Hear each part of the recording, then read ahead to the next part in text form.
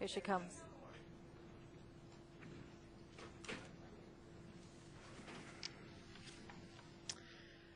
Good afternoon.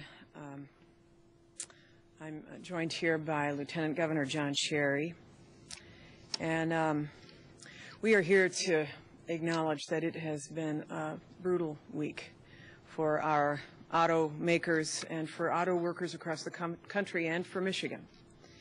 It's been really excruciating to watch this critical manufacturing industry and the American worker get skewered by members of Congress. Our automakers and our workers are the victims of the financial meltdown and not the cause of it. I want to thank President Bush for stepping up to do what members of his own party in the Senate would not: save 3 million jobs. He and Secretary Paulson have said that they will now consider using the existing authority that they have to provide a bridge loan to this industry. And he said this because the economy cannot withstand a United States automotive bankruptcy. The failure of this industry would be catastrophic to the nation's already battered economy. And while we are very grateful to President Bush for acting, I would like to urge that his team act with urgency. The clock is ticking. The automakers are drowning. Each day of delay pushes these companies and those who work for them and those who rely upon them further underwater.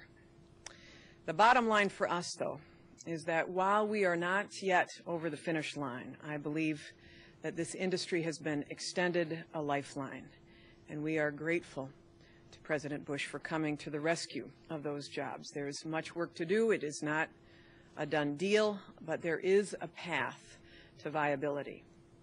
The Obama administration has expressed their strong support for a viable, green automotive future. They, too, recognize that the auto industry is inextricably linked, inextricably woven into the fabric of our nation's economy. There were two things that I just briefly want to comment on that I found probably the most disturbing about these past few weeks.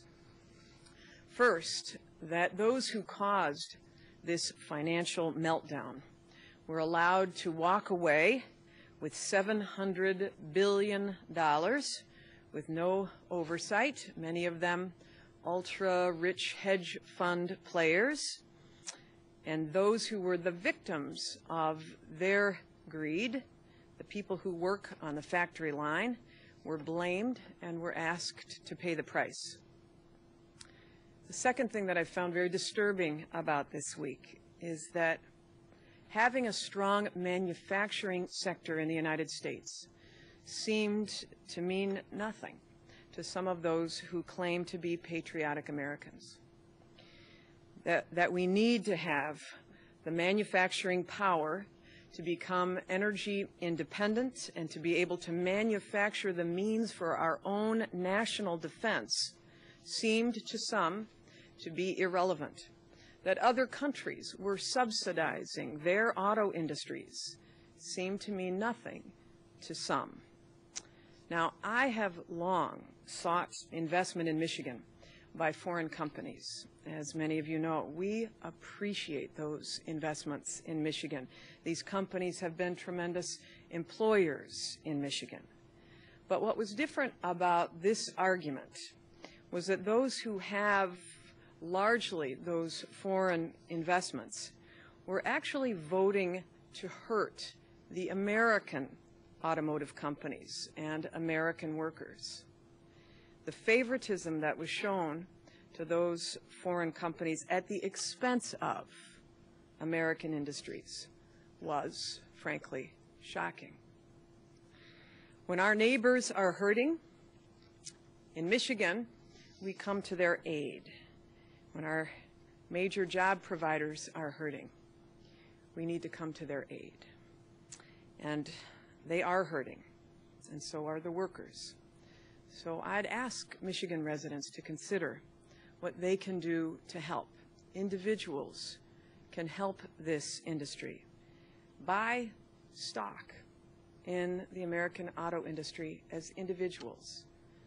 My husband Dan and I have just purchased for our kids' Christmas shares of automotive stock for them. The price is right. It's a great way to support the home team. If you can get credit, buy an American car now. I've asked our Department of Management and Budget to accelerate the purchases of our fleet, which are American vehicles. And I want to say that I am so encouraged by the actions of the Bush administration today, that even though after a week like this, after a period of time like this, I want to convey that in Michigan, we are going to be all right. I'd like to ask the Lieutenant Governor to say a few words. Thank you very much, Governor. What bothered me the most over the past several weeks is I and many other Michigan citizens watched this drama unveil in the United States Congress was the sense that that we here in Michigan, my family and many others, were in fact sons and daughters of the South who came to Michigan knowing that there was opportunity here, and we prospered here, and many of us consider us very lucky for that opportunity. And Michigan has never begrudged sharing its prosperity with the rest of the nation, and in fact, in times of crisis, Michigan citizens have opened their wallets, given of their time to help others in distress, and in fact, when we had the Hurricane Katrina, under the governor's leadership, Michigan responded with open arms, and Michigan citizens left the state and went south in response to that human need. And in this recent debate over the automotive loan, we've seen the nation turn its back on Michigan. I don't think that is cause for despair. I think it does tell us that we have a job to do, that the challenge is ours to meet, that we will have to work very hard and depend upon ourselves to meet that challenge. But I'm fully confident that that we can do that, and we've seen some good things happen in the state, most recently yesterday when Michigan State was awarded a very significant project that will have very significant positive economic implications for our future. So our future can be a bright one, but I think we find it disappointing that at the moment when Michigan needed a helping hand, others simply turned their back to us. And we simply have to go ahead and move forward and remember that that's not the way you should respond to those who do need help at any point in time. Thank you very much.